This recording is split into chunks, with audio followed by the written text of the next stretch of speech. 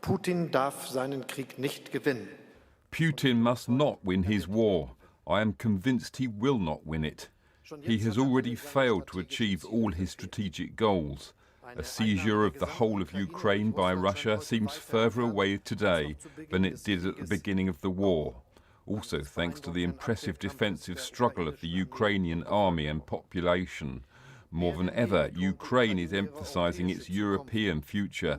Severodonetsk and Lysychansk have come under intense bombardment, and there's heavy fighting for a crossroads connecting Ukrainian territory. Our Ukraine correspondent Joe Inwood reports from Kyiv. Russia is trying to take the Donbass with overwhelming force. These shots, released by the Ukrainian Ministry of Defense, show a thermobaric bombardment of their positions. Russia's current targets are the twin cities of Severodonetsk and Lysychansk. They are not cut off yet, but the only route to them has been under increasing bombardment for days. If it becomes impassable, thousands of Ukraine's best soldiers may be cut off, along with civilians. Towns across the region are emptying out.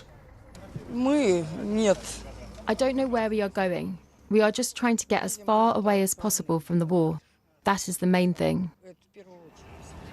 The increasing human cost of this war has led to some people questioning whether it is worth Ukraine giving up some land to save lives. Recently, the suggestion was made by former US Secretary of State Henry Kissinger at the World Economic Forum. It's fair to say it did not go down well here in Kyiv. No matter what the Russian state does, there is always someone who says, let's take its interests into account. This year in Davos, it was heard again. Despite thousands of Russian missiles hitting Ukraine, despite tens of thousands of Ukrainians killed, despite Bucha and Mariupol, despite the destroyed cities. And every day the list of destruction gets longer. This is Kramatorsk, a key city in the Donbass for both the Russians and Ukrainians. People here know that when Severodonetsk falls, their city will be next. Yevgen is just 13. He barely flinches at the sound of shelling now. I got used to it in my village, he says. That was a 122 shell. The longer this war goes on, the greater the scars.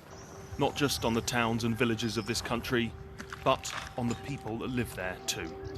Joe Inwood, BBC News, Kyiv.